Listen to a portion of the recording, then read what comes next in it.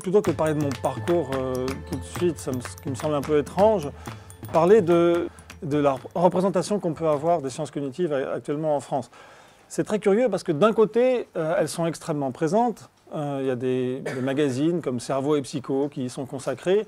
Dans les journaux, sur Internet, on en parle beaucoup. Il y a beaucoup de choses qui... vous avez par exemple, j'avais l'idée de vous montrer quelques éléments, je sais pas, peut-être que certains d'entre vous auraient pu reconnaître cette photo d'une vidéo qui a circulé sur YouTube, ce genre de choses-là. C'est-à-dire que mes enfants, par exemple, qui sont un peu plus jeunes que vous, mais quand même, sans arrêt, me parlent de choses qu'ils ont vues, des faits. Et en fait, les sciences cognitives, en fait, sont présentes à travers plein de choses qui sont stimulantes. Par exemple, on dit, tiens, des chercheurs et des chercheuses ont réussi à faire que deux rats communique, le cerveau de deux rats communique à travers l'Atlantique. Il y a un rat qui était dans un laboratoire dans une cage et il voyait certaines choses et on avait mis des électrodes sur son cerveau et le rat qui était en Europe en même temps faisait des choses qui dépendaient de ce que voyait l'autre qui était en Amérique. Ou bien là récemment, par exemple, il y a des chercheurs qui ont fait en sorte que quelqu'un voyait un écran, jouait à un jeu vidéo, je ne sais pas si vous avez vu ça dans les journaux, et en fait, il ne bougeait pas, mais simplement, les gestes étaient effectués par une autre personne, parce qu'ils avaient branché des électrodes sur la tête de l'un et une bobine de stimulation sur la tête de l'autre, et ça communiquait. On a plein de choses comme ça qui passent à travers, de choses très, très surprenantes, qui passent dans le grand public. Et en même temps, les sciences cognitives sont en un sens complètement inconnues, parce que telles qu'elles sont représentées dans le grand public, on a souvent l'impression que c'est une collection de faits qui sont vaguement reliés peut-être à l'étude du cerveau. Mais l'étude du cerveau, c'est énorme. Étudier le cerveau, ça peut aller depuis étudier les neurones jusqu'à faire de la biologie moléculaire sur les neurones, s'occuper de savoir comment fonctionnent les cellules elles-mêmes, l'interaction entre les neurones et les cellules gliales dans le cerveau, c'est extrêmement compliqué, jusqu'à faire justement ce genre de choses qu'on appelle des sciences cognitives, qui sont tout simplement de s'occuper de comment fonctionne notre esprit. Et donc, c'est très très confus tout ça, à mon avis, pour le grand public. Et l'une des raisons pour lesquelles c'est très très confus, c'est qu'il y a une colonne vertébrale essentielle dans les sciences cognitives qui est absente, totalement absente de la représentation publique générale de la discipline, qui est la psychologie. Et c'est ce que je fais moi, c'est de la psychologie cognitive. C'est pour ça que les choses sont très très curieuses en sciences cognitives. On parle bien par exemple d'ordinateurs qui font des choses incroyables, de gens qui font des choses incroyables sur le cerveau. Mais en fait, tout ça c'est unifié parce que, à la racine, tout ça prend sa source dans l'étude de la psychologie. Et la psychologie, c'est quelque chose qui n'est pas du tout présente dans le grand public. Et c'est ça dont je voudrais vous parler aujourd'hui, c'est de la psychologie. Alors, pourquoi c'est pas présent? Vous allez me dire, la psychologie, mais si, c'est présent, tout le monde en parle, la psychologie. Le problème, c'est que la psychologie est présente sous la forme de la psychologie clinique. Tout le monde sait que la psychologie clinique existe. Psychologie clinique, ça veut dire s'occuper des gens qui ne vont pas bien et essayer de faire en sorte que ces gens aillent mieux, s'occuper des gens qui vont bien, essayer de faire en sorte qu'ils aillent mieux. Et ça, c'est quelque chose qui est bien connu. Peut-être certaines d'entre vous ont à un moment envisagé d'aller faire des études de psychologie à l'université. C'est possible. Et dans ce cas-là, est-ce qu'il y en a certains ou certaines qui ont envisagé de faire des études de psychologie? Ah, ben, certains. Et qu'est-ce que c'était pour vous la psychologie? C'était sans doute la clinique, j'imagine. C'était pour soigner les gens, pour aider les gens, non? Pas que? Ah, voilà. D'accord, peut-être que c'est moi qui me trompe, alors peut-être que c'est une ancienne idée. Pour étudier les mécanismes, et c'est bien ça dont il s'agit, c'est qu'il y a d'un côté la psychologie, c'est un art, comme la médecine, c'est-à-dire il s'agit d'essayer d'aider les gens, et il y a plein de méthodes différentes, il y a plein de débats différents sur lesquelles sont les meilleures méthodes, est-ce qu'il y a des méthodes meilleures que d'autres, etc. Et de l'autre côté, c'est aussi une science qui essaye d'étudier les mécanismes fondamentaux du fonctionnement de l'esprit. Et ça, c'est quelque chose qui est relativement différent. Ce n'est pas complètement différent. De même que si vous allez faire de la médecine, c'est un art. Être un bon médecin, Une bonne chirurgienne, c'est quelque chose qui demande, il y a du talent, c'est pas simplement quelque chose qui est rationnel, il y a un talent particulier, donc il y a une part d'art là-dedans. Donc c'est un art, mais évidemment ça s'appuie sur la physiologie, qui est une science. Et meilleur on est, mieux on connaît la physiologie, mieux on saura appliquer l'art médical. Et réciproquement, la pratique de l'art médical nous apprend des choses sur la physiologie. Eh bien, c'est la même chose pour la psychologie. Et la psychologie, c'est pareil, mais c'est dans le cadre de l'étude de l'esprit. Et l'esprit, on peut ou bien essayer de s'en occuper, d'aider les gens, ou bien on peut essayer de comprendre comment il fonctionne. Et le cœur des sciences cognitives, la colonne vertébrale, le fait que toutes les différentes disciplines, des neurosciences à l'intelligence artificielle, à la linguistique, à la philosophie, tout ce qu'on veut dans les sciences cognitives, tiennent ensemble, c'est parce qu'il y a un but commun qui est de comprendre comment fonctionne l'esprit, et ça, c'est ce qui est ressorti en plein de la psychologie. Alors la psychologie, c'est une science qui est pratiquée depuis un certain temps maintenant, mais qui est un petit peu spéciale quand même dans toutes les différentes sciences. Je ne sais pas si vous avez eu des notions d'histoire des sciences un petit peu, mais disons qu'en gros, les sciences expérimentales, les sciences de la nature, se sont mises en place depuis la Renaissance en Europe, et disons que depuis la fin du XVIIIe, il y a vraiment quelque chose qui est très, très standardisé. On voit en gros qu'est-ce qu'on peut faire en physique, en biologie, en médecine, en physiologie, excusez-moi. La psychologie, c'est un peu spécial parce que l'idée d'étudier scientifiquement comme un objet extérieur l'esprit, c'est-à-dire d'étudier l'esprit, pas simplement son propre esprit, mais d'étudier l'esprit comme une chose qui fonctionne, essayer de comprendre comment ça fonctionne, c'est quelque chose qui paraît difficile et qui n'a pas été entrepris de manière systématique avant la fin du XIXe siècle. Et même à partir du moment où on a essayé de le faire à la fin du XIXe siècle, c'est quelque chose qui a été empreint il y a eu des polémiques énormes et en fait qui n'a jamais suscité de consensus jusqu'à relativement récemment. Et c'est pour ça que la psychologie est une science un peu spéciale au sens des sciences de la nature, parce qu'elle est beaucoup plus récente et qu'il y a une série de polémiques et d'appréhensions vis-à-vis d'elle qui ne sont pas complètement éteintes et qui font que c'est difficile de la considérer exactement comme les autres. Alors, le problème principal, il est relativement simple, hein, il est assez trivial, c'est que on va vous dire, étudier l'esprit, c'est bien gentil, on peut le faire, on peut avoir une connaissance de l'esprit, mais on ne peut pas le faire comme on étudie les choses matérielles, les corps matériels. Vous pouvez étudier la biologie des animaux, vous pouvez étudier des corps en physique, vous pouvez faire de la chimie, ce n'est pas un problème, mais l'esprit lui-même, comment voulez-vous en faire une étude scientifique comme d'un objet? Et ça paraît être une objection de bon sens. Et pendant longtemps, à la fin du XIXe siècle, les gens se disaient, pour étudier l'esprit, la seule méthode possible, c'est d'utiliser l'introspection. C'est-à-dire l'introspection, c'est l'idée qu'on va explorer soi-même le fonctionnement de son esprit, parce qu'on n'a pas d'autre accès. Je n'ai pas accès à votre esprit. Et je peux pas, ce que je vois, c'est vos corps, je vois vos actions, je vois vos gestes, mais je n'ai pas directement accès à vos esprits.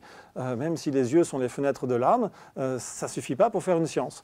Et donc, voilà. Et donc les gens disaient, donc, puisqu'on ne peut pas y accéder comme ça, on ne peut pas l'observer, la seule manière de l'observer, en fait, c'est par introspection. C'est une forme d'observation, mais une forme d'observation intérieure. Ça paraît raisonnable de dire ça. Et les scientifiques qui ont voulu commencer à faire ça se sont dit, bon, ben, l'introspection doit être malgré tout pas simplement le rapport de ce qu'on a comme ça si on s'assied sur une chaise et qu'on dit, bon, qu'est-ce qui se passe dans ma tête, voilà. Il faut faire ça de manière un peu plus systématique.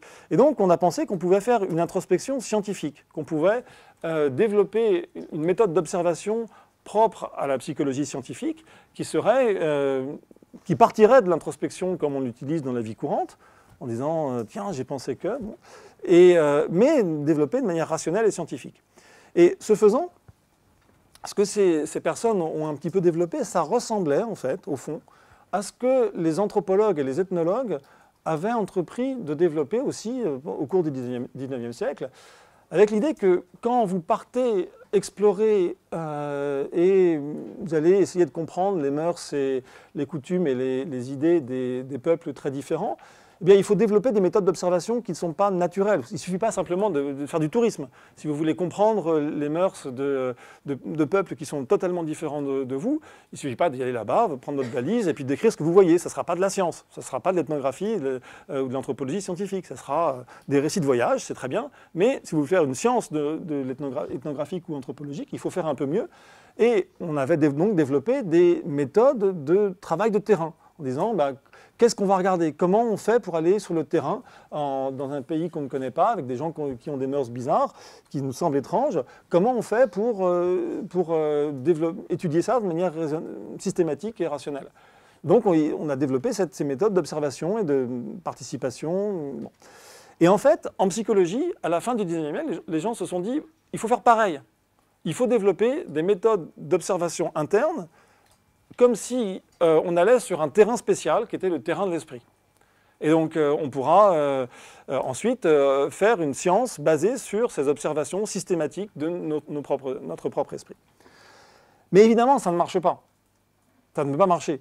Ce n'est pas comme l'anthropologie en ethnographie. Parce qu'en anthropologie, en ethnographie, si vous avez développé, vous pouvez expliciter votre méthode, et puis vous rapportez ce que vous avez observé, et ça fait un ensemble de données publiques. Si vous dites, par exemple, dans tel peuple, le régime de filiation est matrilinéaire avec telle caractéristique, vous l'écrivez, vous avez dit comment vous avez découvert ça, et puis vous pouvez, si quelqu'un n'est pas d'accord, vous pouvez dire vas-y, retourne là-bas et dis-moi pourquoi tu n'es pas d'accord.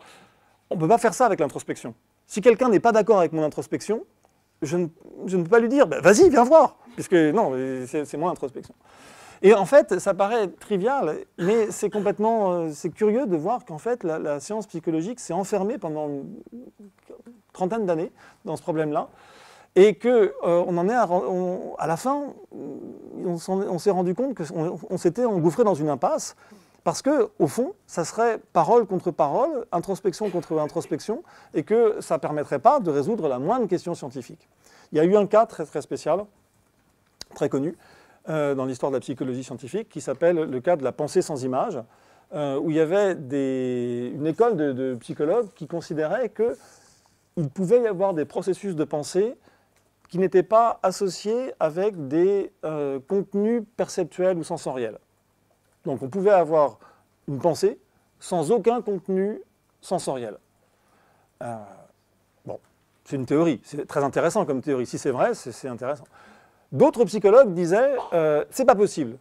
Dès que vous avez une pensée, en fait, il y a quelque chose qui est de l'ordre de la perception, du sensoriel ou de l'imagination. Et ils avaient beau essayer de développer les méthodes d'introspection les plus fines pour essayer de prouver que les uns et les autres avaient raison ou tort. En fait, au bout d'un moment, ils se sont rendus compte qu'il y avait un débat qui était totalement insoluble. Ça revenait un petit peu à une discussion de cours de récréation. Les uns disant c'est possible, les autres disant non, c'est pas possible. Et on ne pouvait pas savoir parce qu'au fond, la preuve s'appuyait sur l'introspection. Et le problème de l'introspection, évidemment, c'est très, très, très, très basique, c'est que c'est simplement des données qui sont privées, elles vous appartiennent, les données sont privées et qui ne sont pas observables. Et donc on ne peut pas faire de science là-dessus. Le point de départ de la science, des sciences de la nature, c'est qu'il faut qu'on soit d'accord sur les données, il faut que les données soient incontestables, et après on peut débattre des théories, mais que les données doivent être totalement, qu'on puisse au moins être d'accord sur les faits. Si on ne peut pas être d'accord sur les faits et sur les données, eh bien on ne peut même pas commencer à essayer de bâtir des théories.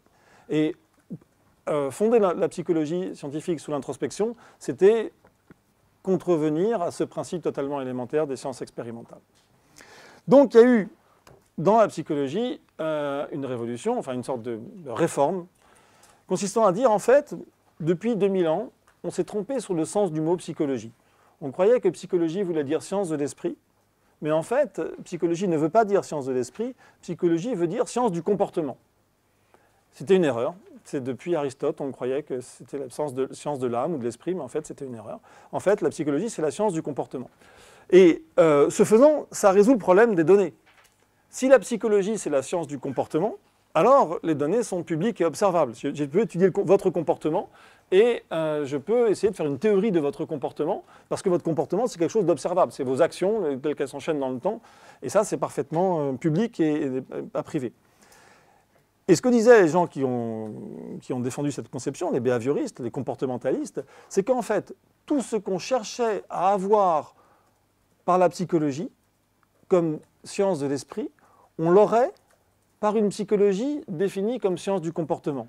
Parce qu'au fond, ils disaient, qu'est-ce qu'on veut pour la psychologie? On veut réussir à comprendre ce que les gens vont faire, ce qu'ils vont nous dire. Mais dire, c'est un comportement aussi. Parler, c'est un comportement. Donc si on arrive à prédire le comportement par le comportement, on aura exactement tout ce dont on a besoin pour faire une psychologie. Mais évidemment, je vais passer rapidement là-dessus, le problème, c'est que c'est très insatisfaisant, puisque ça change complètement le sens du mot psychologie. C'est pas très grave, après tout, en science, on a le droit de changer le sens des mots. Si on considère que la vérité nous oblige à le faire, pas un problème. Mais là où c'est très insatisfaisant, c'est que il semble quand même que notre courant de pensée, notre contenu mental, n'est pas complètement sans rapport avec notre comportement. Pour les behavioristes, pour les comportementalistes, en fait, ça n'avait aucune importance. Ce que vous pensez n'a strictement aucune importance. Puisque c'est pas ça qui me permet de comprendre ce que vous allez faire. Et donc, ce qui est dans ce que vous pensez, les représentations mentales que vous avez, tout ça, ça ne m'intéresse pas du tout en tant que comportementaliste, parce que ce qui m'intéresse, c'est de comprendre ce que vous allez faire dans l'instant qui suit. Et pour ça, je n'ai pas forcément besoin de savoir ce que vous avez dans votre tête. Donc, c'est pour ça que c'est très insatisfaisant. Si bien que, en fait, la psychologie ne s'est sortie de cette opposition entre, d'un côté, on fait une science du comportement, mais qui n'est pas qui est totalement déconnectée, enfin qui est déconnectée de ce qu'on voudrait avoir véritablement en psychologie, c'est-à-dire une science de la pensée, ou bien on fait une science de la pensée, mais dans ce cas-là, on est obligé de s'appuyer sur l'introspection, et c'est pas, on ne peut pas faire de science avec l'introspection. Une sorte de dilemme comme ça, qui a occupé les théoriciens de la psychologie pendant une grande partie du XXe siècle, jusqu'à ce qu'on s'aperçoive, en fait, qu'il fallait faire les choses un petit peu différemment, et se dire que on était obligé de construire des modèles, on pouvait, et on devait, si on voulait faire de la psychologie, construire des modèles du fonctionnement mental à partir de recueils de données comportementales. Ce qui est tout à fait différent de se dire qu'on a un modèle mental à partir de l'observation directe de l'esprit, ou bien qu'on n'a pas de modèle mental, qu'on a simplement l'explication du comportement par le comportement.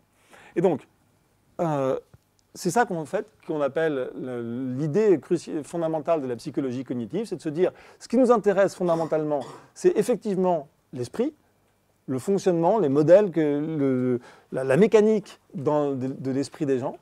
Mais pour arriver à le décrire scientifiquement, on ne peut pas se contenter de s'appuyer sur leur introspection.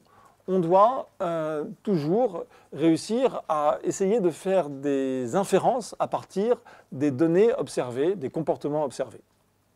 Et c'est ça qui fait que c'est extrêmement bizarre en un sens comme science, parce que qu'est-ce qu'on fait? On essaie de construire un modèle du fonctionnement de l'esprit des gens, et on en tire des prédictions sur quel serait leur comportement si effectivement leur esprit fonctionne comme ça. Et on va essayer de tester ces prédictions pour essayer de valider le modèle. Mais en dernière instance, ce qui nous intéresse, c'est fondamentalement l'esprit et non pas les comportements qu'on observe. Bon, alors tout ça, c'est extrêmement abstrait, mais je voudrais en donner quelques exemples très simples, si j'arrive à faire fonctionner un tout petit peu le projecteur. Est-ce que vous voyez à peu près ces dessins-là? Est-ce que vous les voyez comme des dessins en 3 dimensions? Ok, très bien. Donc, de quoi s'agit-il? On a donc des espèces de dessins qui sont des cubes, c'est des dessins en 2 dimensions qui représentent des choses en 3 dimensions. L'idée que se posaient Shepard et Metzler, qui sont deux psychologues des années 70, Shepard est un très très grand psychologue cognitif, c'est de savoir comment on manipule, comment on se représente les objets dans l'espace. Quel va être le mode d'opération qu'on peut avoir sur les objets dans l'espace. Et l'idée de Shepard, c'est que en fait, quand on imagine une figure dans l'espace, on peut faire des opérations dessus, et que les opérations qu'on fait sur ces objets qui sont dans l'espace, en fait, sont analogues aux opérations qu'on fait sur les objets qu'on manipulerait avec nos mains, enfin qu'on manipulerait. Donc il y a une sorte de transformation mentale des objets. On peut traiter ces objets comme on traiterait des objets réels qu'on aurait sous la main. Mais simplement, on le fait sous des représentations mentales internes. Et donc, pour réussir à prouver ça, ils ont fait une expérience dans les années 70, donc, où en fait, ils présentaient au sujet deux formes comme ça, en leur demandant de dire si c'était deux représentations du même objet ou si c'était des objets différents. Donc par exemple, là, qu'est-ce que vous diriez? C'est le même. C'est le même objet. Et on a l'impression qu'il a subi une rotation comme ça, dans le plan de la figure, comme si on avait tout simplement fait tourner la figure. Celui-là, c'est peut-être moins clair pour vous parce que c'est très mal contrasté. C'est à votre avis, là, c'est encore les mêmes. Simplement, la rotation, là, maintenant, elle n'est pas dans le plan de la figure, elle est sur un axe qui est comme ça. Alors que celui-là, c'est difficile à dire là, parce que c'est mal contrasté, mais en fait, ce n'est pas le même. Donc en fait, c'était une tâche très très simple qu'il demandait aux gens. Il demandait simplement, il présentait deux images comme ça, et puis les gens avaient deux boutons à côté l'un de l'autre, et ils devaient répondre à la question, est-ce que c'est le même objet ou un objet différent? Et la question qui est sous-jacente, si Shepard et Metzler faisaient ça, c'est parce que ce qui les intéressait, c'était d'arriver à savoir comment les gens faisaient une telle opération. C'est-à-dire comment on fait cette décision qui est très simple. On l'a fait, je veux dire, c'est de la psychologie, c'est-à-dire que c'est la question de savoir quel va être le traitement, comment notre esprit va réussir à répondre à cette question. Ça n'a rien de trivial, parce que par exemple, vous mettez un animal à qui vous ne pouvez pas expliquer la tâche, il ne fera rien devant ces conditions-là. Ce n'est pas un réflexe, c'est quelque chose d'une opération mentale de très, très compliquée, et qui dépend d'une représentation de l'espace, etc. Et alors, en fait, est-ce que vous avez une idée de comment vous faites pour faire cette tâche-là? Par introspection. On a en fait, c'est assez simple. Prenez celui-là qui est très clair, faites la tâche, est-ce que c'est le même ou pas le même? Vous allez vous dire, en fait, on le fait tourner. Quasiment, on sent qu'on le fait tourner, on l'introspecte, on a une sorte d'accès direct au processus consistant à faire tourner la représentation de l'objet qu'on a dans notre propre esprit. Mais évidemment, ça serait s'appuyer sur l'introspection, et si quelqu'un dit je ne suis pas d'accord, moi je ne le fais pas tourner, ben, vous ne pourriez rien dire. Parce qu'il dirait, moi je fais tourner, vous ne faites pas tourner, donc on va s'appuyer sur l'introspection. Donc comment Shepard et Metzler ont fait? Ils ont fait, dans leur expérience, en fait, ce qu'ils ont fait, c'est qu'ils ont varié l'écart angulaire entre les deux objets. Donc là, bon, vous ne pouvez pas voir, ça va être dur pour les autres, la suite de ce que je voulais vous présenter, mais en fait, là, vous avez l'écart angulaire en degrés, depuis 0 degré, jusqu'à, je n'arrive même pas à le voir ici, on dit ça 180 degrés peut-être, oui c'est 180. Et là, donc, vous avez l'écart angulaire entre les présentations des deux objets, et là, vous avez, en ordonnée, vous avez le temps de réponse. Le temps que les sujets mettent à répondre pour dire si c'est le même ou pas le même. Et en fait, ce que vous voyez qui est assez remarquable, c'est qu'il y a une relation strictement linéaire entre l'écart angulaire entre les deux objets et le temps de réponse. Et en fait, je ne vous mets pas toutes les données de l'article, mais c'est encore plus joli parce que cette relation, elle est la même que cette relation linéaire, elle est la même que les objets soient identiques ou qu'ils soient différents, et elle est la même que la rotation soit dans le plan de la figure ou dans un plan différent que le plan de la figure. Donc, ça veut dire qu'on a vraiment... Qu'est-ce que ça veut dire? En fait, ce n'est pas une preuve. Ça ne prouve rien, c'est juste une corrélation. On a, d'un côté, on a fait varier l'écart angulaire entre les deux objets, de l'autre côté, on a enregistré le temps de réponse. Il y a une autre chose qui est très très jolie, mais vous ne pouvez peut-être pas la voir, c'est que vous avez des barres d'erreur ici. Vous voyez, les barres d'erreur, ça veut dire la variabilité.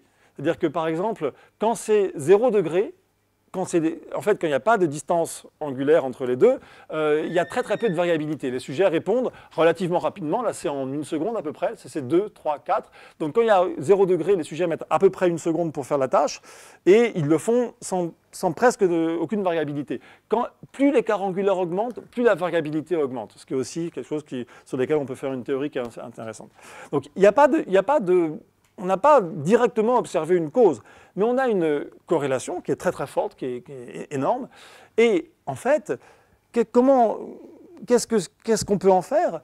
L'idée de Shepard et Metzler, l'idée qu'on a généralement en science, c'est qu'un modèle qui suppose que vous vous représentez l'objet comme un objet que vous pourriez effectivement manipuler et que vous le faites tourner à une vitesse constante, pour réussir à savoir si ensuite il correspond à l'autre objet, prédit exactement ce genre de données-là, et que les autres modèles ne font pas cette prédiction.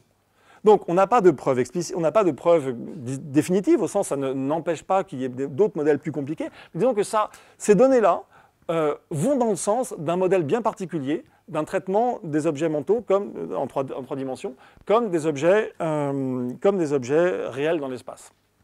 Alors, ce qui est très rigolo, vous ne pouvez pas lire la citation, mais ce qui est très amusant, c'est que Shepard et Metzler disent que ça correspond exactement à notre introspection. Là, il se trouve que notre introspection et les résultats expérimentaux vont exactement dans le même sens. Et donc, on est conforté dans l'interprétation de ça, comme disant qu'on fait varier quelque chose dans l'espace, tourner quelque chose dans l'espace, par le fait qu'introspectivement, on a exactement la même chose. Ce qu'on n'aurait pas par introspection, c'est que c'est impossible par introspection de savoir à quelle vitesse vous faites tourner les objets. Alors que là, vous prenez la pente de la droite et vous avez la vitesse à laquelle vous faites tourner l'objet. En gros, c'est quelque chose comme 50 degrés par seconde ou un truc comme ça. Qui n'est pas forcément très intéressant, on se moque des performances, c'est juste que on peut quantifier les choses. Donc là, c'est intéressant, on a une sorte de correspondance entre l'expérimentation, qui nous prend des données publiques et observables, et l'introspection. Mais il y a des cas où on n'a pas cette correspondance. Et ça, c'est aussi des cas où, néanmoins, la psychologie cognitive est complètement pertinente, parce qu'elle ne s'appuie pas sur l'introspection. La psychologie cognitive, elle peut être conforme, elle peut être cohérente avec l'introspection, mais l'introspection n'est pas une preuve, n'est jamais utilisée comme preuve d'aucun processus. Il y a des questions là-dessus, si vous voulez. Oui. Sur qui les expériences ont été faites en fait, comment ils ont choisi les gens qui... Ah oui, excellente question. En gros, c'est sur des étudiants de psychologie, tirés au hasard. Et l'idée fondamentale, c'est de dire les processus psychologiques sont tellement compliqués qu'il va y avoir des influences venant de 1000 choses. Peut-être que les jeunes ne vont pas être exactement pareils que les vieux, peut-être que ceux qui ont eu tel type d'entraînement, ben, et donc ça, on ne peut pas le contrôler. Et donc, si on veut trouver une loi générale de l'esprit humain, on va essayer de prendre un échantillon le plus divers de la population, en se disant que on va observer l'influence de la variable expérimentale qu'on a contrôlée, en l'occurrence la différence angulaire, et que tout le reste va être du bruit qui va s'annuler. Parce que peut-être, par exemple, si les jeunes sont plus rapides que les vieux, eh bien, en moyenne, on va trouver quelque chose qui nous reflète quelque chose. Bon. C'est très fragile, effectivement. C'est un problème tout à fait important en psychologie de savoir sur quoi on travaille. De fait, c'est vrai qu'en psychologie, on travaille beaucoup sur les étudiants de psychologie et les étudiantes de psychologie. Et parfois, on peut se dire, mais est-ce qu'on a vraiment une étude de l'esprit humain ou une étude de l'esprit des étudiants de psychologie? Ça fait des vraies différences. Par exemple, là, moi, je travaille sur des questions qui sont aussi des questions sur lesquelles on fait de l'économie expérimentale. C'est-à-dire des gens savoir comment se comportent les gens en économie. Et une des choses, par exemple, qui est très très nette, c'est que vous prenez des étudiants d'économie, ils vont faire une analyse, ils vont faire une analyse rationnelle de l'expérience dans laquelle ils sont, et ils ne vont répondre que si, ils vont essayer de faire la tâche, que si leur comportement a un impact sur leur rémunération à la fin de l'expérience. Et donc, alors que si vous faites ça dans la même expérience avec des étudiants de psychologie, vous n'avez pas du tout le même genre de comportement. Donc ça, c'est vrai que ça fait ce genre de différence-là. Et donc, quand on construit une expérience, il faut toujours faire attention à ça. Mais l'idée, c'est quand même toujours d'essayer d'arriver à une loi générale de l'esprit humain au travers de la population à laquelle on a accès. Et ça, par exemple, c'est l'expérience de Shepard et Metzler. Après, on peut la refaire dans plein des pays différents, ça, et s'apercevoir que, globalement... Après, ça dépend du niveau de ce qu'on fait aussi. Si vous étudiez un mécanisme très bas niveau, comme ça, quasi perceptuel, il n'y a pas beaucoup de chances que ça varie énormément d'un peuple à l'autre, d'une culture à l'autre. Si vous étudiez des choses beaucoup plus haut niveau, ça devient plus compliqué, il faut y faire plus attention. C'est vraiment le cas, c'était assez amusant, il y avait une tâche, où j'en parlerai, j'avais prévu d'en parler, une tâche où on demande à des sujets de faire une tâche un peu de Shepard et Metzler, puis après de dire à quel point ils sont sûrs d'eux ou ils ont l'impression d'avoir répondu au hasard. Donc de leur donner leur degré de confiance dans leur réponse.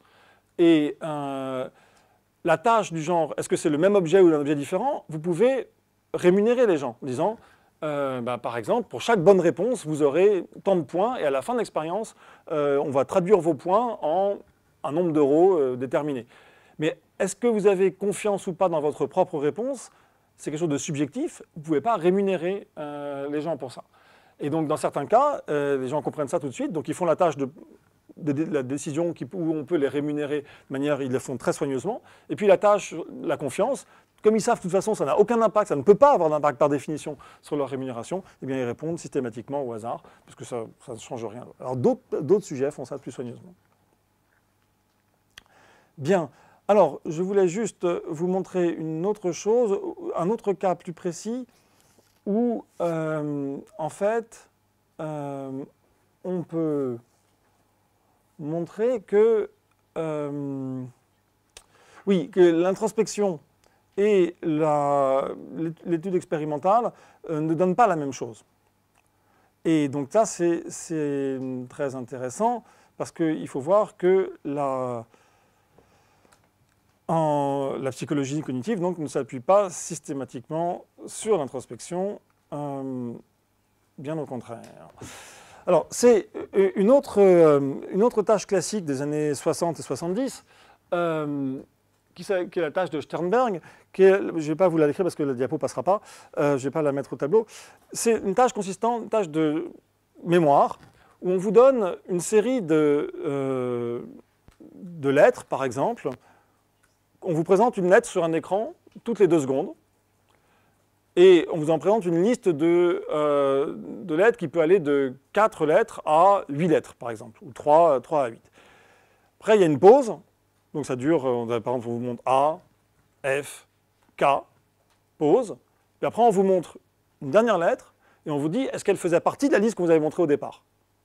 Et donc, par exemple, on montre K, et vous devez répondre oui, si c'est K, et, puisque elle a été déjà présentée, ou bien non, si elle n'a pas été présentée, G, si elle n'a pas été présentée. Et puis on peut faire avec des listes de longueur variable, et après on vous pose la question, est-ce que c'était présent ou pas dans la liste en question? Vous voyez en gros la tâche. Donc la question c'est de savoir comment, la question que se pose Sternberg, c'est comment on fait pour savoir si, pour retrouver en mémoire à court terme. Quel est le processus par lequel on arrive à retrouver quelque chose en mémoire à court terme. C'est exactement comme si on vous donnait, je vous donnais trois chiffres, comme quand on donne, enfin des chiffres comme quand on apprend un numéro de téléphone par cœur, et puis on vous dit, est-ce que ce chiffre-là faisait partie de la liste? Quel est le processus par lequel vous allez réussir à le retrouver?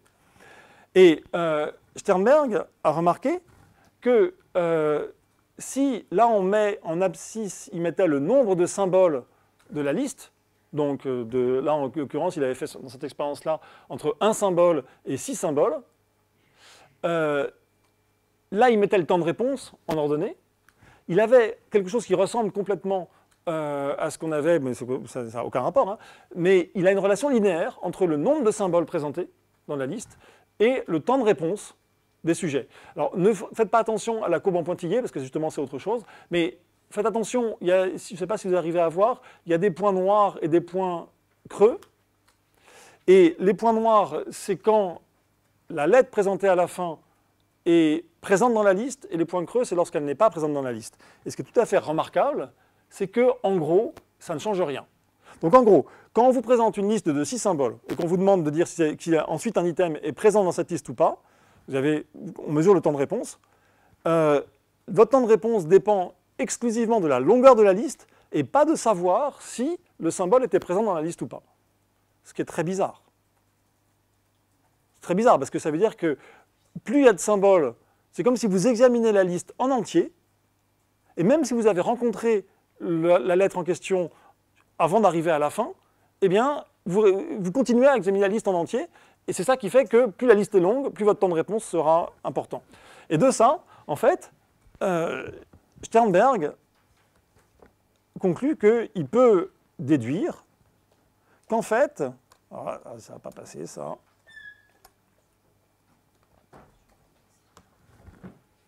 Ah si, ça passe. En fait, ce que veut faire Sternberg, c'est de décrire un algorithme, l'algorithme par lequel vous retrouvez les éléments qui sont présents dans la liste. Et il a en gros 2 algorithmes en compétition. Un algorithme qui, dès que l'élément présenté est retrouvé dans la mémoire, on s'arrête et on produit la réponse. Et un algorithme qui explore la liste en entier, même si l'item a déjà été retrouvé.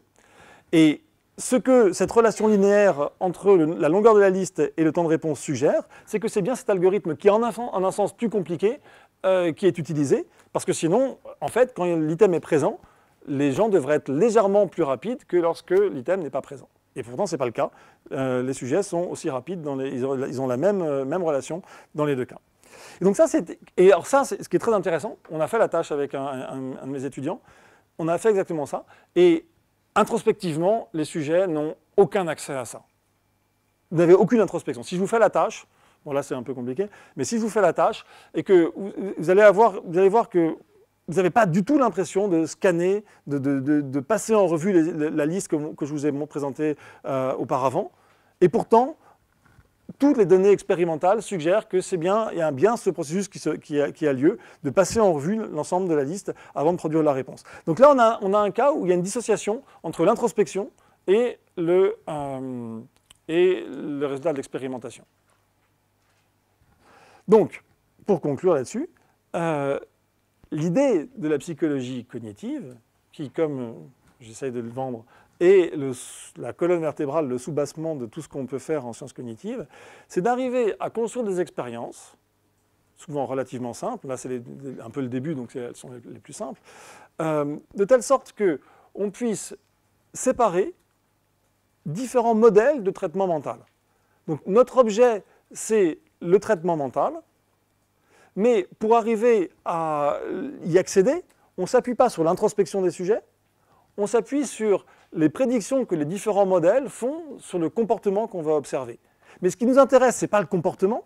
On n'est pas là pour prédire les performances des gens. On ne s'intéresse pas aux valeurs, savoir s'ils répondent en 0,3 secondes, en 0,4 secondes ou en 1,3 secondes. Les performances exactes ne nous intéressent pas. Ce qui nous intéresse, c'est la forme des résultats qui soutient plutôt tel modèle du traitement mental plutôt que tel autre. Donc c'est une tâche qui est extrêmement, c'est une tâche qui est assez ingrate et indirecte parce qu'on n'a jamais accès à notre objet. On ne peut jamais, le fonctionnement mental, en un sens, on n'y a accès qu'au travers des modèles qu'on construit et qu'on teste ensuite par des expériences où on n'est jamais directement sur ça, mais simplement sur le comportement. Et en fait, ça, c'est le cœur des sciences cognitives. C'est-à-dire que si vous n'avez pas ça, vous n'avez pas de sciences cognitives. Parce que finalement, les neurosciences cognitives, le cerveau ou n'importe quoi, l'étude du cerveau, ce ne sont que trouver une fois qu'on a un modèle mental, un modèle du fonctionnement mental dans telle ou telle condition, telle ou telle tâche, c'est trouver comment le cerveau s'y prend pour réaliser telle ou telle la tâche qu'on a réussi à identifier au moyen de la psychologie cognitive. Si vous n'aviez pas de modèle, si vous n'aviez pas déjà réussi à identifier un modèle, vous ne pourriez tout simplement pas aller enquêter sur ce qui se passe dans le cerveau. Donc, à la base des sciences cognitives qui sont rendues publiques au travers de l'étude du cerveau, il y a une tâche extrêmement aride qui consiste à essayer de découvrir les modèles mentaux qui sont plus probables que les autres au moyen d'expériences comportementales. Bon, ça reste très abstrait, je pense. Moi, j'avais envie maintenant de vous présenter une expérience un tout petit peu plus en détail que j'ai faite récemment, qui me plaît parce que c'est la dernière que j'ai faite. Et donc, je vais essayer. Et puis ensuite, on pourra discuter de manière plus générale. Donc, l'expérience dont je voulais vous parler, c'est une expérience bon, mes diapos sont en anglais, je vais essayer de les expliquer. Sur le stress. Et sur le stress en tant que... quelle est l'influence du stress sur la métacognition? La métacognition, j'ai expliqué ce que c'est. La métacognition, c'est comment on interprète notre propre fonctionnement mental. Donc c'est une étude que j'ai faite avec un étudiant, Gabriel, qui est ici, et qui a fait tout le travail difficile de tester les sujets, d'analyser les données. Donc ça, c'est très mauvais. Je ne vais pas vous présenter ça en détail. Juste, qu'est-ce que c'est que le stress? Le stress, au sens médical du terme, clinique du terme, disons psychologique aussi, pour être précis quand même, le stress, c'est une réaction de l'organisme à une situation de danger et où il y a un défi à relever. Quand ça vous arrive, par exemple, vous devez passer un examen, ou que vous êtes face à un tigre qui veut vous attaquer, ce qui est parfois à peu près ça provoque la même chose en fait. Et ça, justement, ça qui est beau dans la notion de stress, c'est que passer un examen ou être attaqué par un tigre, au fond, il y a un moment où le corps réagit pareil. Le corps réagit pareil, qu'est-ce que ça veut dire? Ça veut dire qu'il va sécréter certaines hormones, le cortisol et l'adrénaline, qui vont mettre toutes les ressources du corps sur les besoins urgents, la fuite ou la lutte. Et tout ce qui n'est pas urgent, et qui va aussi préparer le corps à faire face à la douleur. Donc diminuer la sensibilité à la douleur et ce genre de choses-là. Ce qui n'est pas bon. Il ne faut pas trop diminuer la sensibilité à la douleur parce qu'à terme, c'est bien d'avoir mal quand c'est dangereux. Mais disons que quand on a une réaction de stress, le cortisol et l'adrénaline font qu'on met toutes les ressources du corps sur la lutte et la fuite et pas sur des choses qui sont à plus long terme. Reproduction, alimentation, etc. Et donc, ce qui est intéressant, c'est que ça, c'est un mécanisme qui est déclenché de manière très, très systématique. Dès qu'il y a un danger, ça se déclenche. Et une des questions intéressantes, c'est quels effets psychologiques ça peut avoir. Et alors, on connaît plein d'effets psychologiques du stress, mais ils sont parfois un petit peu contradictoires. En gros, parfois le stress améliore certaines performances dans les tâches psychologiques, parfois au contraire ça diminue les performances et c'est un petit peu contradictoire. Et l'hypothèse qu'on avait avec Gabriel, c'est que le stress, essentiellement ce que ça va faire, c'est que ça va nous rendre aveugles à notre propre fonctionnement psychologique. C'est plus, en fait, quand vous êtes dans une situation de stress, ce qui est important c'est de faire efficacement, c'est pas de savoir si vous avez fait efficacement ou pas. Donc ce que le stress va rendre plus difficile, c'est l'accès que nous avons nous-mêmes à notre propre mécanisme, à notre propre fonctionnement. C'est ce qu'on appelle la métacognition, c'est-à-dire que c'est à quel point je sais comment moi-même j'ai fonctionné. Alors comment on a étudié ça? Je vais passer tout ça, je vais juste vous montrer la tâche telle qu'on l'a faite.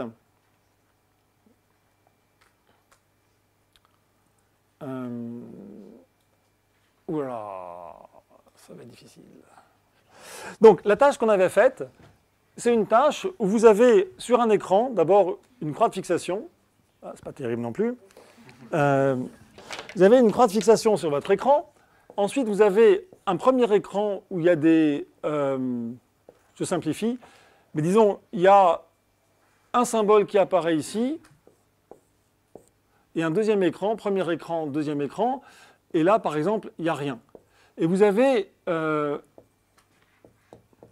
Donc la tâche très simple des sujets, ils ont d'abord la croix de fixation, ensuite cet écran qui est présenté pendant 200 millisecondes, donc 2 dixièmes de seconde, un temps libre, un autre écran qui est présenté pendant 2 dixièmes de seconde. Et la tâche très très simple que les sujets doivent faire, c'est dire dans lequel de ces deux écrans le symbole était présenté. Donc vous avez ça, et en fait ce qu'on fait, c'est qu'on manipule l'énergie visuelle des symboles pour que les sujets soient en gros à 70% de bonnes réponses. Donc chaque sujet, on l'entraîne, il est bien préparé. En fait, dans 70% des cas, il sait dans lequel de ces deux écrans le symbole était présenté. C'est une tâche qu'on appelle une tâche de décision perceptuelle, extrêmement simple, où le sujet il a deux boutons, il voit ça, et il doit dire est-ce que le symbole était présenté dans le premier ou dans le deuxième écran. Très simple. Mais l'astuce, c'est que après, c'est cette chose ici, il y a un dernier écran qui est présenté où on lui pose la question, une question de confiance. Donc, est-ce que tu es sûr ou est-ce que tu as répondu au hasard? Donc, c'est une tâche, on s'arrange, 70% de bonnes réponses, ça paraît beaucoup, en fait, c'est pas beaucoup. Le hasard, ça serait à 50% de bonnes réponses, puisque c'est bon. Donc, en fait, quand vous faites une tâche et que vous êtes à 70% de bonnes réponses, vous avez l'impression que c'est toujours très difficile. Bon. Et donc, en fait, parfois, vous êtes vraiment sûr de votre réponse. Donc vous dites, bah oui, je suis sûr de moi. Parfois, vous avez l'impression que vous avez répondu quelque chose, on vous a obligé à répondre. C'est un choix forcé. On vous dit, choisis un ou deux, tu n'as pas le droit de dire que c'est ni l'un ni l'autre, tu choisis l'un. Dans ce cas-là, tu réponds au hasard, et puis tu le diras que tu as répondu au hasard. Donc on recueille à chaque essai présente ces deux écrans une réponse, on appellera ça une réponse de premier ordre, c'est une décision, et ensuite une réponse de second ordre, la confiance qu'on a dans la décision. Est-ce que le sujet, il est sûr de lui, est-ce qu'il est sûr de sa décision ou pas sûr de sa décision? Et voilà ce qu'on a fait. Donc ça, et le sujet passe, les sujets font 400 essais comme ça. C'est-à-dire qu'ils ont 400 fois ces deux écrans, 400 fois ils doivent choisir si c'est l'écran 1 ou l'écran 2 dans lequel il y avait le stimulus qui était présenté, et puis 400 fois ils ont cette réponse de confiance. Et donc pour chaque essai, on a un ensemble. Maintenant, qu'est-ce qu'on essaye de faire? Ce qu'on essaie de faire, c'est de savoir est-ce que la réponse sur la confiance des sujets a un rapport avec ce qui s'est passé ici. En gros, ce qu'on voudrait savoir, c'est est-ce que lorsque les gens disent qu'ils sont sûrs de ce qu'ils ont fait, ils sont très confiants dans leur réponse, est-ce qu'ils sont meilleurs, là, que lorsqu'ils ont dit qu'ils étaient au hasard? Et il pourrait se faire que non. Par exemple, il pourrait se faire qu'un sujet soit très très bon, enfin 70% de bonnes réponses ici, mais qu'il ne sache jamais dans quel cas il est bon et dans quel cas il est mauvais. Donc dans ces cas-là, en fait, on dirait qu'il n'a aucune sensibilité au niveau métacognitif, c'est-à-dire que il ne sait pas quand il est bon et quand il est mauvais. Ou bien au contraire, on pourrait avoir un sujet qui, lui, quand il a fait une erreur, il dit qu'il est au hasard, et quand il a une réponse correcte, il est sûr de lui. Dans ce cas-là, ça voudrait dire que sa réponse métacognitive, sa réponse de confiance, prédit sa performance. Il sait quand il est bon et il sait quand il est mauvais, en un certain sens. Et l'astuce, c'est que, en fait, tous nos sujets sont également bons et mauvais, parce qu'on a fait en sorte qu'ils soient tous à 70% de bonnes réponses, en calibrant le niveau d'énergie du stimulus, là, visuel, pour qu'ils soient tous à 70% de bonnes réponses. Ben, en fait, ce qu'on fait, c'est qu'on fait dans une première partie d'expérience, on commence avec des stimuli très, très, très intenses, et puis, si les sujets font des réponses correctes, on baisse l'intensité. S'ils se trompent, on la remonte un petit peu, et on a comme ça un escalier qui descend progressivement et qui ensuite se stabilise autour d'un seuil qui correspond à cette performance de 70% qu'on essaye de viser. Oui. Je ne comprends pas trop à quoi correspond un stimulus dans ce cas-là. C'est-à-dire que la croix va rester plus longtemps ou... En fait, c'est dommage que vous ne le voyez pas sur l'écran, parce que l'écran n'est pas bon. En fait, c'est vraiment... en fait, c'était vraiment... un simple... c'est vraiment des petites barres comme ça. C'est vraiment, visuellement, à la fin, je pourrais vous montrer sur mon écran à moi, qui marchera mieux que celui-là, c'est des petites barres comme ça, et ce qu'on fait, c'est qu'on varie le contraste. Donc le fond de l'écran est gris, et puis il y a des petites barres qui sont un peu plus noires qui apparaissent, et ce qu'on fait pour calibrer, c'est que ces barres sont... Si elles étaient exactement du même gris que le fond de l'écran, ben, ça ne serait pas possible de faire la tâche. Et si c'est très clairement noir, ce serait très facile. Donc on varie le niveau de gris des barres pour que ce soit plus ou moins visible. Donc il y a un endroit où, en fait, où il y a un stimulus comme ça qui est un petit peu contrasté, et puis c'est ou bien là ou bien là. Donc il y a un moment de calibrage, c'est ça? Avant que l'expérience commence, il y C'est a un moment ça. de calibrage. Et on fait cet escalier pour arriver à ce que les sujets soient tous... Parce qu'il y a des sujets qui sont meilleurs que d'autres. Il y a des sujets qui ont une meilleure vue que d'autres, tout simplement, qui sont plus... Voilà. Donc on s'arrange, on varie l'énergie pour qu'en gros, tous y soient à ce niveau de performance. Il y avait une autre question. C'est bon? Donc, voilà ce qu'on a fait. Et alors, ce qui est très intéressant, c'est qu'on peut distinguer deux choses sur la confiance. Les sujets peuvent avoir un biais et sont plus ou moins sensibles. Avoir un biais, c'est par exemple des sujets qui vont dire qu'ils ont toujours l'impression de répondre au hasard. C'est des sujets qui ne sont pas tellement sûrs d'eux. Même s'ils sont à même niveau de performance, en fait, ils ont l'impression d'être toujours au niveau du hasard, ils ne sont pas sûrs d'eux-mêmes. Vous pouvez avoir au contraire des sujets qui sont surconfiants, qui roulent les mécaniques, qui vous disent « ouais, je suis sûr de moi, tous les coups je suis sûr de moi ». Et dans ce cas-là, dans ce cas-là, on dit qu'ils ont un biais qui ne sont pas bien calibrés. En fait, si on avait en moyenne, un sujet bien calibré devrait dire que si on prenait la moyenne de ses réponses à ce niveau-là, on devrait arriver à 70%. Il devrait dire que dans 70% des cas, il est correct, et dans 30% des cas, il fait une erreur. Là, c'est la calibration. C'est est-ce que vous êtes surconfiant ou sous-confiant? Mais après, il y a une autre notion. C'est la notion de sensibilité. Est-ce que quand vous dites que vous êtes confiant, vous êtes meilleur que quand vous dites que vous n'êtes pas confiant? Et quelqu'un pourrait être très très bien calibré, être en moyenne, dire que dans 70% des cas, il est correct, et dans 30% des cas, il fait une erreur, sans avoir aucune sensibilité. Donc c'est deux choses différentes. Et nous, ce qui nous intéressait, c'est de savoir justement quelle va être l'influence du stress sur ces deux notions, à quel point les gens sont surconfiants, sous-confiants, et à quel point ils sont sensibles métacognitivement, c'est-à-dire à quel point ils savent quand ils sont bons et ils savent quand ils sont mauvais. Et alors, pour vous la faire rapide, les sujets stressés sont moins sensibles métacognitivement. C'est-à-dire que les sujets stressés ont une moins bonne sensibilité, ils ne sont pas moins bons que les autres, ils n'ont pas une moins bonne performance de détection, ils ont une moins bonne connaissance de leur propre performance. Donc, ils ne sont pas sous-confiants, ils n'ont pas de biais de sous-confiance, ils n'ont pas surconfiants. Il n'y a aucune différence en fait entre les sujets stressés et les sujets pas stressés, sauf que les sujets stressés ont tendance à ne pas savoir quand ils ont été corrects et quand ils ont fait une erreur. Bon, et c'est quelque chose qui est par ailleurs fait sens par rapport à tout ce qu'on peut savoir sur le stress, qui est que quand vous êtes sous stress, eh bien, vous n'avez pas forcément besoin de vous interroger trop précisément sur ce que vous avez fait, mais vous avez besoin de faire. Et donc pas trop cogiter sur votre propre performance, mais de faire les choses. Alors comment on a fait pour stresser et pour évaluer ça?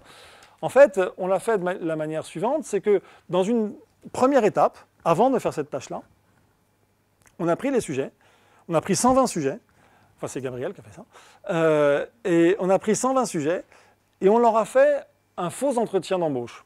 Donc on les a mis devant 3 personnes à mine très sévère, et on leur a fait, donc ils font un faux entretien d'embauche, et ils font aussi de l'arithmétique mentale difficile, ils font compte à partir de 2000, je ne sais plus combien, 2783, en faisant moins 13 de manière séquentielle. Donc ce n'est pas commode à faire. Et vous avez 3 personnes comme ça, très sévères, vous êtes filmés, et 3 personnes très sévères qui vous disent non, c'est une erreur, recommencez. Donc voilà. Et pendant ce temps-là, on mesure le taux de cortisol dans leur salive.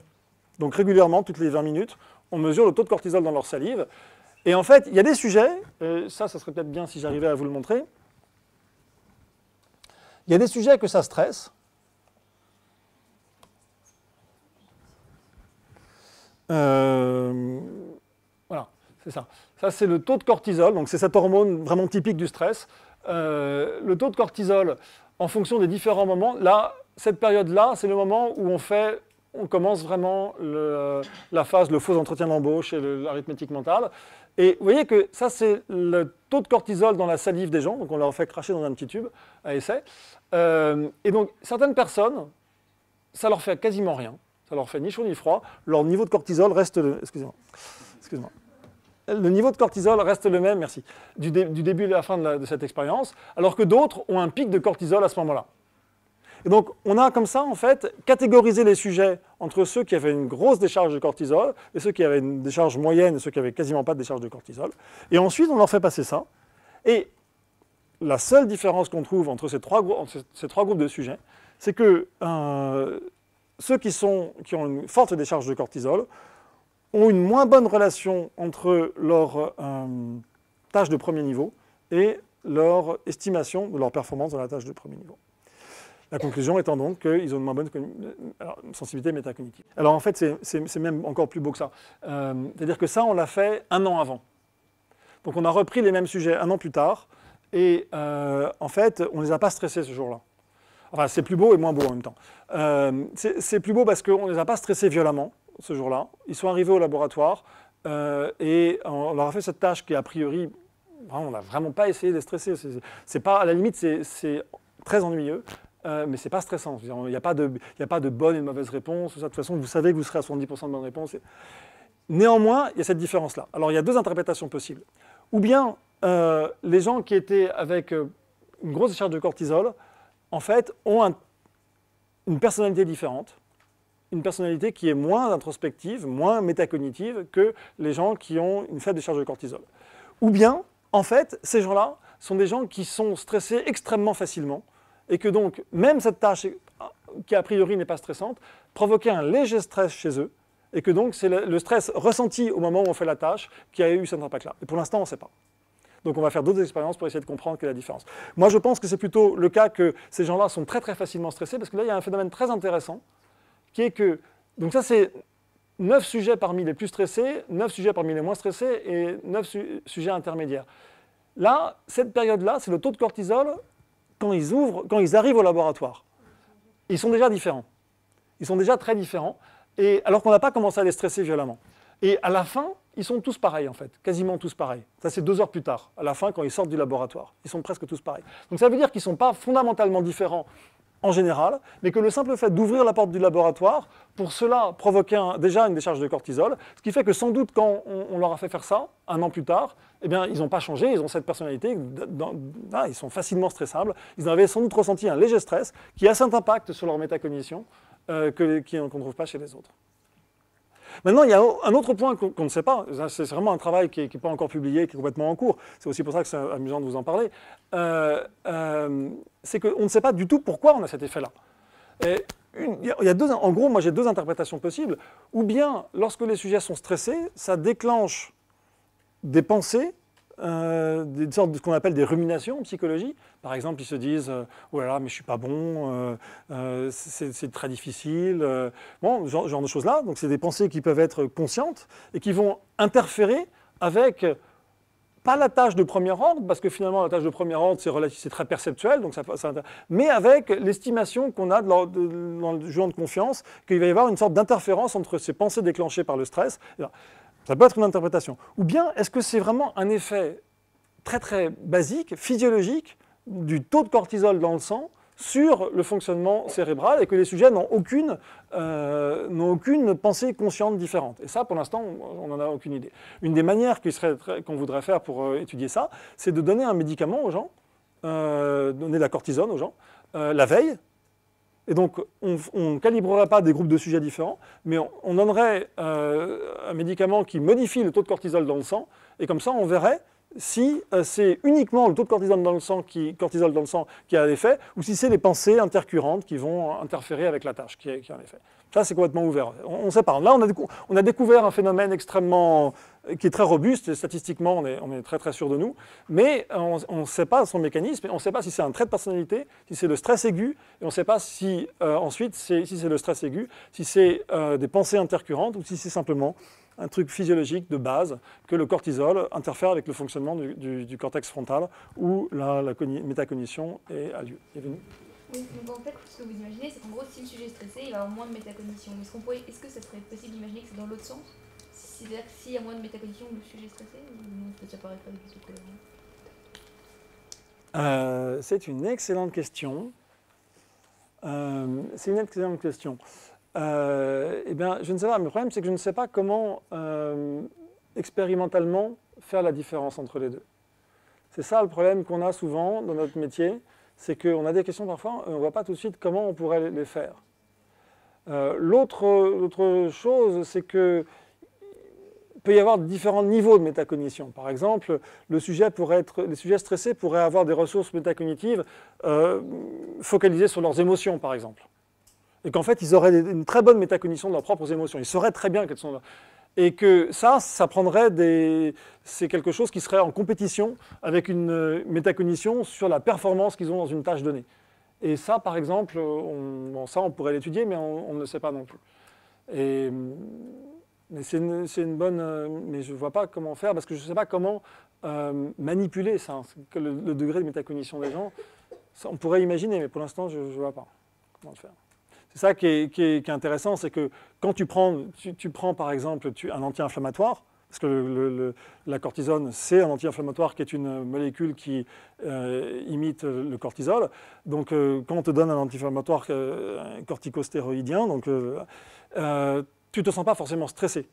Donc, tu as une partie simplement de cette réaction physiologique, qui est par exemple le fait que ça va diminuer la douleur, détourner les ressources de ton corps vers le métabolisme, là, mais tu ne sens pas, psychologiquement, tu ne te sens pas stressé. Et donc, ça serait une manière justement de séparer les effets psychologiques du stress des effets physiologiques du stress.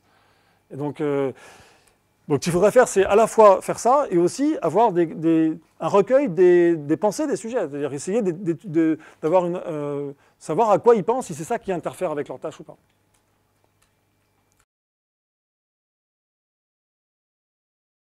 C'est ça la force de l'esprit. Tu prends des étudiants, là c'était au Chili, donc des étudiants de l'université de Temuco, qui sont étudiants en médecine et en psychologie.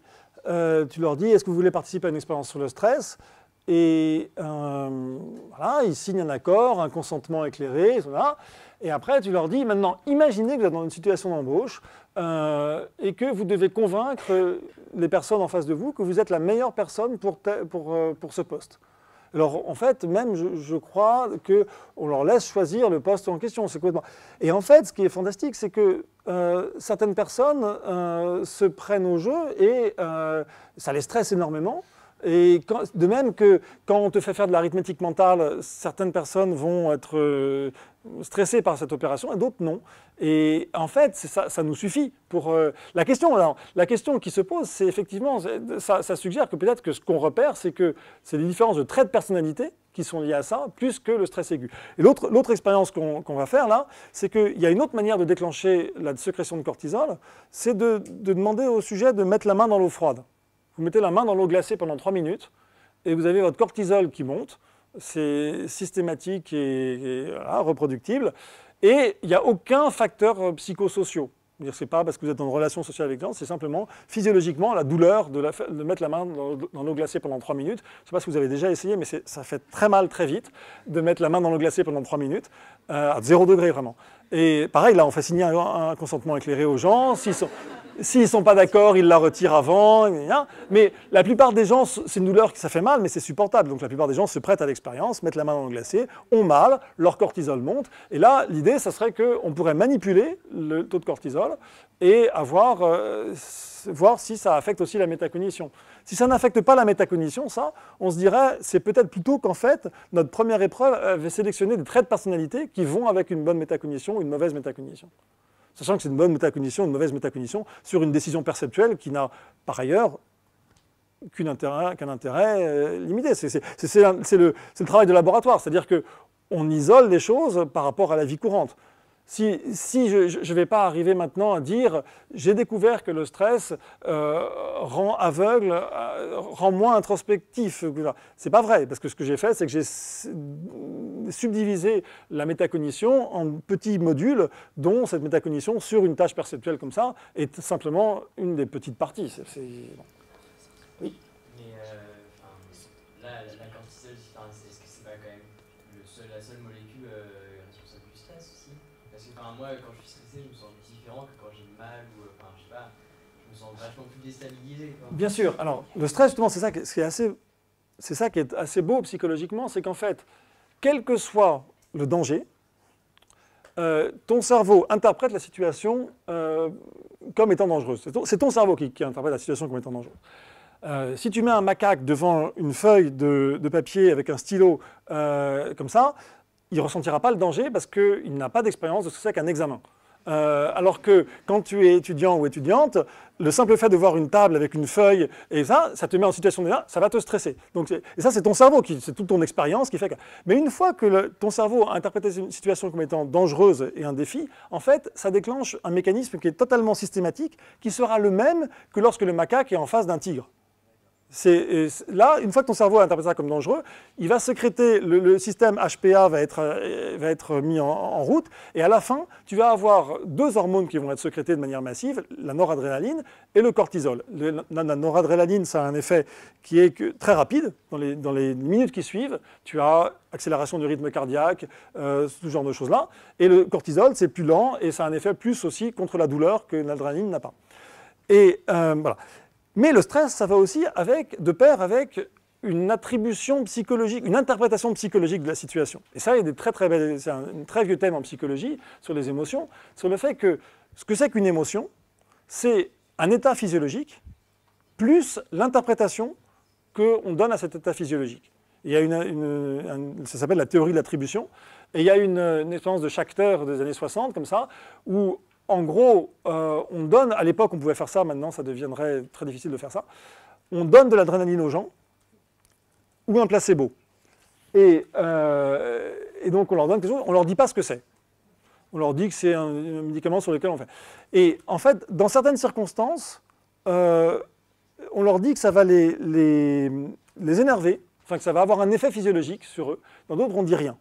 Et en fait, ensuite on les met dans une situation où ils sont avec un comparse qui a un état émotionnel très très marqué. Donc c'est un acteur qui est ou bien très joyeux ou bien très triste. Et en fait, quand les sujets ne peuvent pas attribuer leur état physiologique à la molécule qu'ils ont prise, c'est-à-dire qu'ils ont pris de l'adrénaline, mais on ne leur a pas dit que l'adrénaline avait un effet physiologique, ils vont attribuer la modification de leur état physiologique à la personne avec laquelle ils se trouvent, et donc se trouver ou bien très joyeux ou bien très triste par contagion. Alors que quand on leur a dit « cette molécule va peut-être avoir un effet sur vous », en fait, la personne qui est avec eux n'a pas d'effet majeur sur leur état émotionnel. Et Schachter et ses collaborateurs avaient dit « c'est bien la preuve qu'un état émotionnel, c'est la combinaison d'un état physiologique et d'une interprétation de la situation. » Et donc le stress pour toi c'est ça, c'est-à-dire que tu as cet état physiologique qui serait le même chez le macaque et chez le chat lorsqu'il est en situation de danger. Ça c'est un truc, chez tous les mammifères c'est pareil, et on est des mammifères comme ça. Simplement, ce qui n'aura pas la même chose, c'est que toi tu vas interpréter la situation et que tu vas attribuer à cette situation les propriétés qui sont liées à ton expérience, etc. Donc, c'est bien ça le problème qu'on a avec notre expérience là, c'est qu'on ne sait pas lequel des deux agit. On ne sait pas si c'est l'état physiologique qui fait que la métacognition est moins bonne, ou si c'est l'interprétation de la situation par le sujet. Donc ce que je disais, par exemple, ces pensées intercurrentes qui pourraient interférer. Et donc là, pour l'instant, on a découvert un effet brut, et là, maintenant, il faudrait réussir à le décortiquer, savoir si c'est plutôt l'un ou plutôt l'autre. Ce qui m'intéresserait, en dernière instance, c'est d'arriver à comprendre différents niveaux de métacognition. Là, en fait, on a réduit la métacognition, on étudie la métacognition à l'état à son niveau le plus élémentaire. C'est tu fais une décision, et est-ce que tu sais si ta décision a des chances d'être correcte ou pas correcte? Métacognition, ça veut aussi dire, est-ce que tu sais si tu es une personne plutôt comme ci ou plutôt comme ça? C'est à un niveau beaucoup plus élevé. Et donc, en fait, il y a sans doute des relations entre l'attribution au sens émotionnel et la métacognition, mais pour l'instant, on en est extrêmement loin. Là, c'est de manière analytique, on a séparé un sens très, très spécial de métacognition. Cette démarche expérimentale est terriblement analytique, au sens où on prend un concept qui est très important comme introspection, qu'on traduit par métacognition ici, et on essaye non pas de faire une théorie générale de ça, mais essayer de le décomposer en sous-parties. Et là, en un sens, on est arrivé à l'atome métacognitif élémentaire, c'est est-ce que tu sais que tu es correct ou pas dans une décision donnée. Et ça on n'a pas du tout la prétention de dire qu'on parle de l'ensemble de la métacognition. Et donc, la question qui se pose, c'est quelle va être, maintenant qu'on a découvert, quand on découvre des choses comme ça, c'est quelle va être la relation entre cet atome-là et les autres éléments de la métacognition. Et ça, pour l'instant, on n'en sait pas grand-chose et on n'est pas du tout sûr de nous. Par exemple, ce qu'a découvert un collègue qui travaille sur ce genre de sujet-là, c'est que même, par exemple, savoir si tu es bon dans une tâche perceptuelle comme ça, et savoir si tu es bon dans une tâche de mémoire, c'est deux choses qui sont relativement différentes. Par exemple, ce qu'il a fait, c'est qu'il a fait ce genre de tâche, comme celle-ci, et une tâche où les sujets devaient apprendre des mots, et ensuite les rappeler, les remémorer. Et en fait, il avait travaillé avec des patients qui avaient des lésions cérébrales, qui étaient à des endroits différents, qui faisaient qu'il avait plutôt prédit qu'il y aurait des différences. Et il a bien observé que certains patients étaient bons en métacognition perceptuelle et mauvais en métacognition sur la tâche de mémoire, et d'autres patients avaient le pattern inverse. Donc apparemment, c'est deux choses qui sont, même à ce niveau-là, c'est deux choses qui font appel à des ressources différentes. Donc après, l'introspection comme étant quelque chose qui te met ensemble tout ça, et puis après qui te dit quel genre de personne tu es, par exemple si tu es plutôt bon en général, plutôt efficace, c'est quelque chose d'un niveau encore plus élevé et qu'on ne sait pas étudier en laboratoire. Enfin, qu'on sait qu'on n'a pas même de prétention à étudier en laboratoire. C'est une des choses aussi qui fait que la psychologie est une science difficile, c'est qu'on a tous envie d'avoir des théories psychologiques, des bonnes théories psychologiques. Et quand on fait de la science, la plupart du temps, on n'a pas la réponse aux grandes questions qu'on se pose en général, puisqu'on a des réponses qui sont petites et qui sont étape par étape. Je me souviens d'un trajet en train avec un collègue qui est philosophe qui me disait « Jérôme, toi qui es psychologue, réponds à cette question, est-ce qu'on rêve en couleur ?» Et j'en sais rien, Charles, j'en sais rien. Et tu es psychologue. Je dis oui, donc tu dois répondre à la question. Je dis, non, je ne veux pas répondre à la question. Personne n'a jamais promis qu'on aurait les réponses à toutes les questions. Et donc là, c'est pareil. L'introspection, c'est un sujet la métacognition, l'introspection, c'est un sujet qui est extrêmement vaste. Voilà, on est loin, on est très, très clairement loin d'avoir les réponses à toutes les questions. C'est si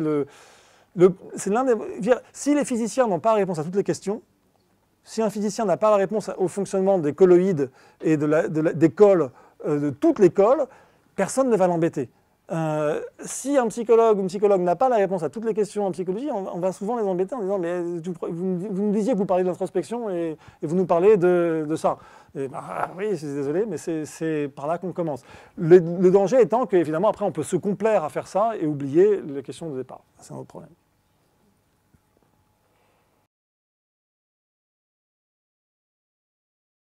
Non, mais c'est une excellente question, parce que c'est vrai que vous avez sans doute, on a tous un peu en tête les idées de Freud. Et Freud pensait qu'il n'y avait pas d'accès à l'esprit autrement que par la pathologie.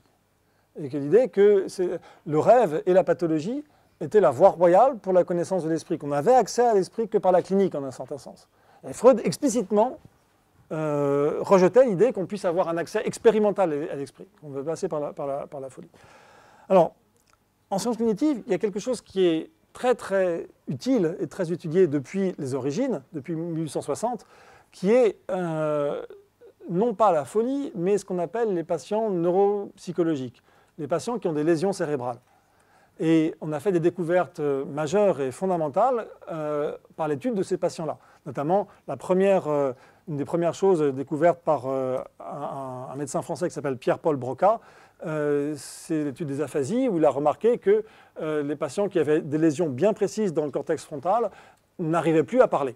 Et donc là, c'était quelque chose d'extrêmement important pour comprendre l'architecture de la fonction de la faculté du langage. Mais ça, c'est pas vraiment la folie, c'est des gens qui ont des lésions cérébrales, ou bien des choses avec les démences, ce genre de choses-là, c'est des lésions plus ou moins précises dans le cerveau qui ont des effets comme ça. La folie, c'est un peu plus compliqué, parce que c'est difficile de savoir, de la rapporter souvent à des lésions particulières. Alors, il y a des cas où d'un côté, des théories cognitives ont des éclairages très intéressants à nous apporter sur la psychiatrie, et réciproquement, ce ne sont pas des cas, disons, il n'y a pas de caractère systématique. Il y a des cas précis. Donc par exemple sur l'autisme, sur la schizophrénie, il y a des études extrêmement précises qui font appel à des concepts cognitifs qui sont à la fois éclairants pour les psychiatres et qui, en retour... bon. Mais disons que c'est pas une... Ça n'a rien c'est pas une méthodologie différente du reste des sciences cognitives. Par exemple, un cas, pour prendre, c'est pas vraiment là, d'habitude quand on pense à folie, on pense à schizophrénie ou ce genre de choses-là. Si on parle d'autisme, on n'attribue pas ça forcément à la folie, mais pourtant c'est une pathologie psychiatrique aussi. Dans le cas de l'autisme, il y a une théorie très influente qui a été mise en avant dans les années 80-90, 1980-90, qui était que l'autisme était lié à un déficit de théorie de l'esprit. Théorie de l'esprit, c'est la capacité que nous avons à nous représenter l'esprit d'autrui. Donc non seulement j'observe vos comportements, mais je me fais j'ai une idée de votre fonctionnement mental.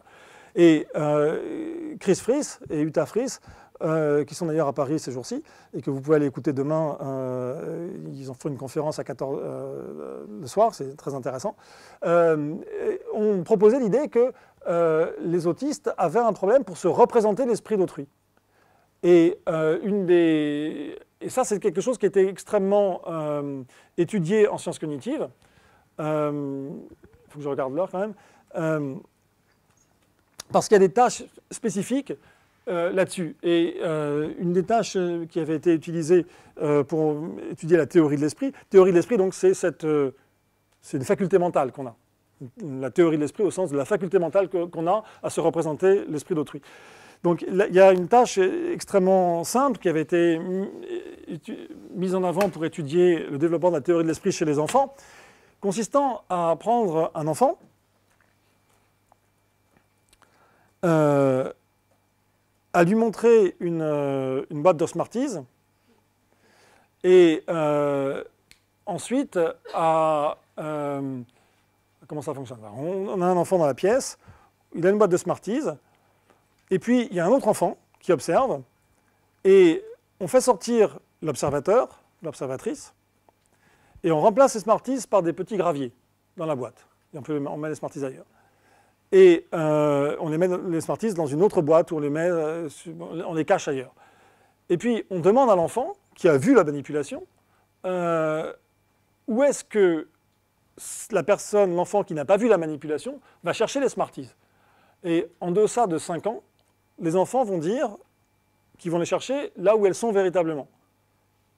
Et ils n'arrivent pas, ils ont beaucoup de mal à se représenter l'information dont dispose celui qui est sorti de l'observateur ou l'observatrice, et qui fait qu'en fait, il n'a pas la même information, donc il n'a pas la même représentation mentale. Donc en fait, se dire que ma représentation de la réalité est différente de la représentation de la réalité d'autrui, c'est quelque chose qui demande, c'est une faculté spécifique. Et voilà, et donc il y a eu cette idée que l'autisme était associé avec ce genre de déficit dans ce type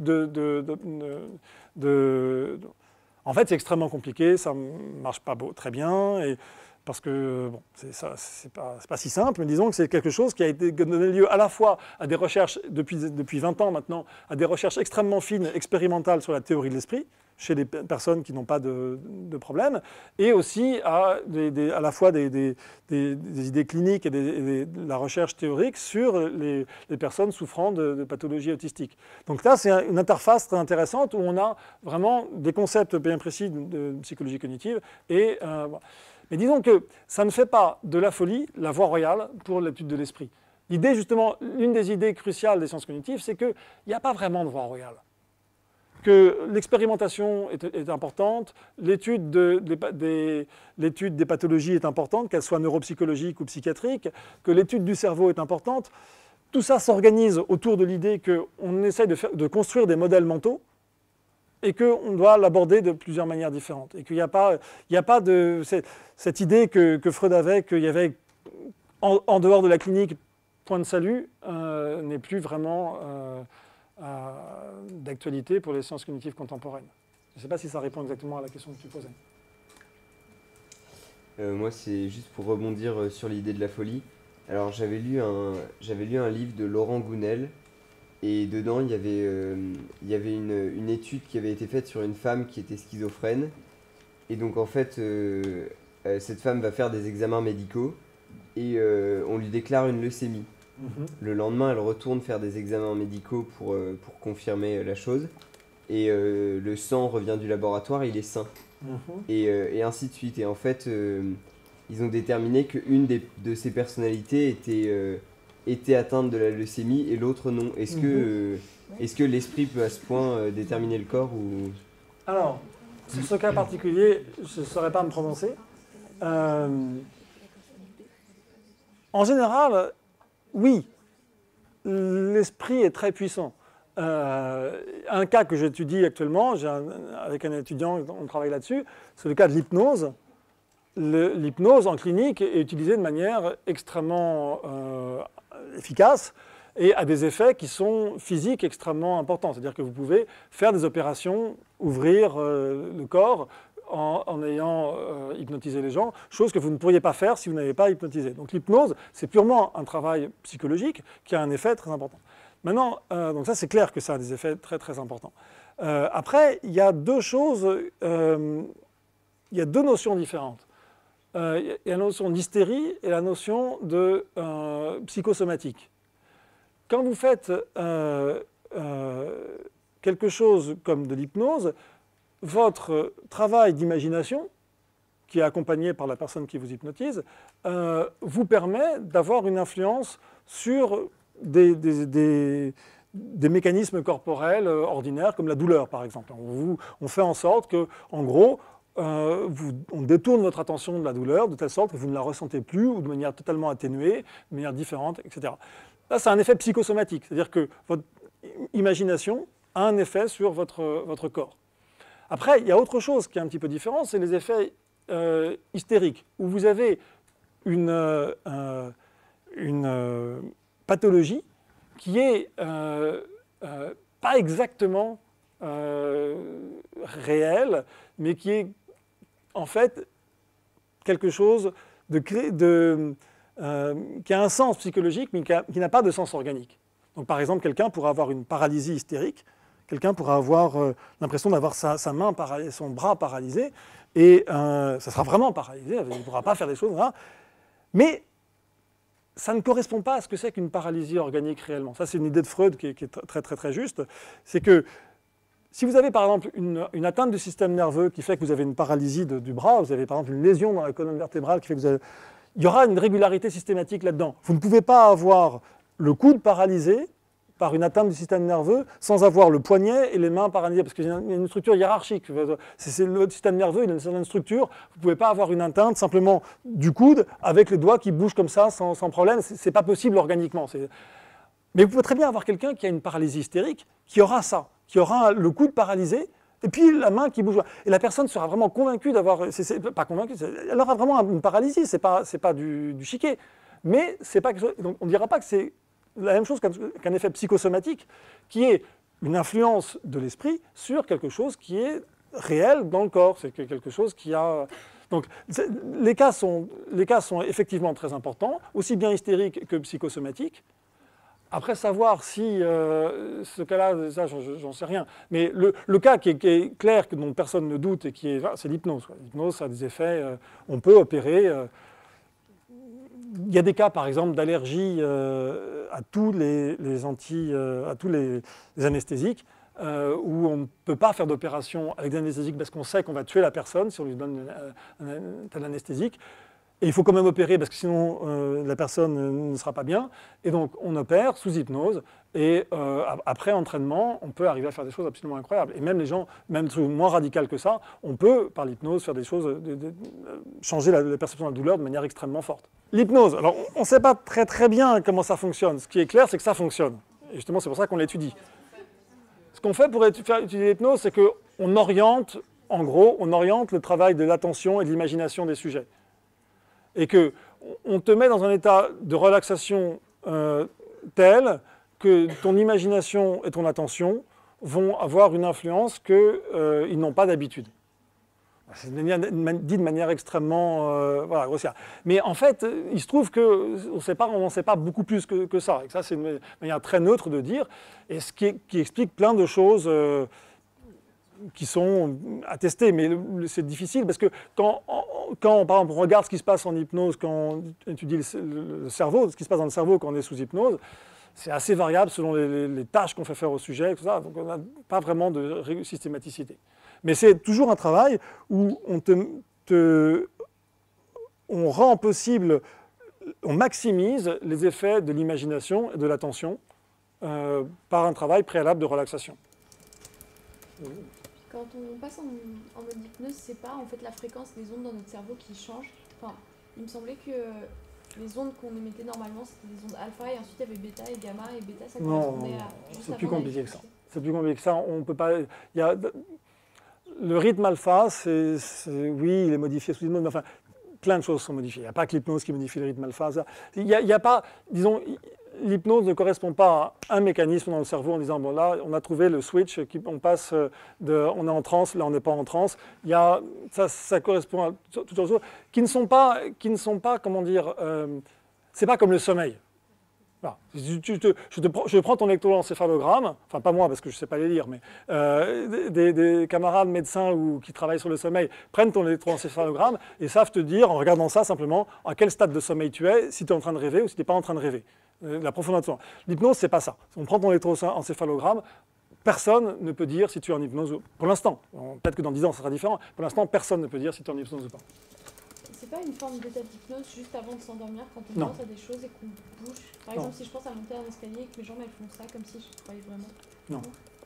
Ça s'appelle les hallucinations hypnagogiques, c'est différent. C'est justement, tu es en train de rentrer en phase de sommeil. L'hypnose, c'est pas du sommeil. C'est pas un mode de fonctionnement du cerveau qui est totalement identifié comme étant séparé. Et ça, en hypnose, on a le même débat depuis un siècle entre les gens de l'école de la Salpêtrière, Charcot, qui pensaient que l'hypnose était un état spécifique comme le sommeil, tout ça, et des gens qui pensent que c'est un état simplement de travail de l'imagination qui n'est pas très différent. On en est à peu près au même point, et pour l'instant, on ne peut pas dire qu'on a un état par rapport à un autre. Mais on a dans tous les cas, ce qui est clair, c'est qu'on a des effets extrêmement puissants, qui sont variables selon les sujets, mais en gros que toute personne entraînée peut réussir à entrer dans l'état.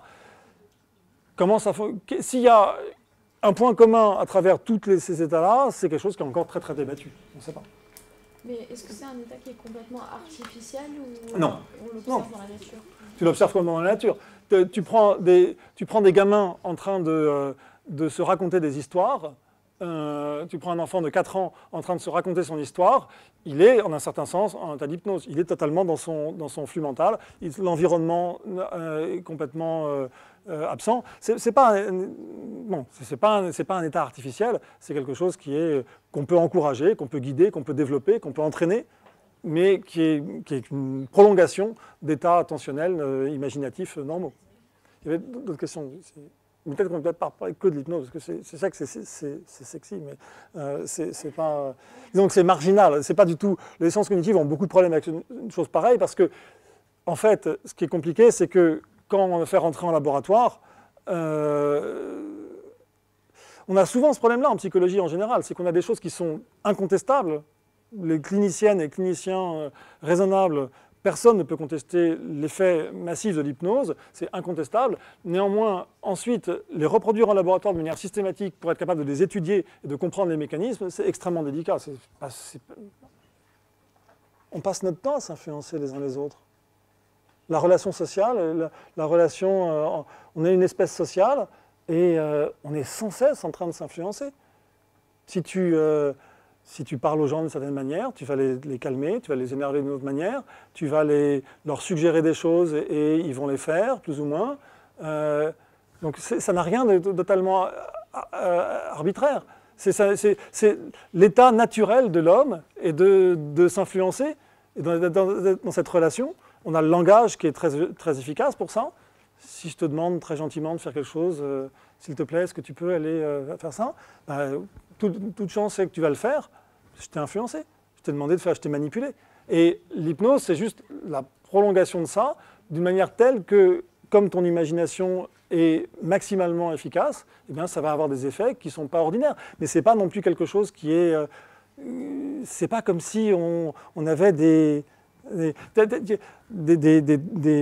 petits fils pour guider une marionnette. Sauf qu'en fait, il y a des gens qui ont des petits fils pour guider les marionnettes, des gens très très doués qui savent très très bien manipuler les autres. On sait bien ça, qu'il y a des gens qui sont plus doués que d'autres pour manipuler. En fait, ça n'a rien d'extraordinaire, c'est pas magique, l'état naturel de l'homme est d'influencer ses congénères. Et simplement, on peut développer ça de manière telle que ça devient utile. Le problème de l'hypnose, souvent, c'est qu'on croit que c'est choquant parce que ça va comment dire, être une sorte de... ça va mettre en cause notre liberté, notre libre arbitre, qu'on va être influencé. Oh, malheur, ils vont influencer, je vais faire des choses que je ne voudrais pas faire. Mais en fait, tu passes ton temps à faire des choses que tu ne voudrais pas faire. C'est ton état normal de faire des choses parce qu'on est justement une espèce sociale et on fait des choses en fait, ta liberté, elle n'est pas atomique, c'est pas une monade, tu n'es pas comme ça. Et l'hypnose ne fait que développer de manière systématique et utile cet état d'influence.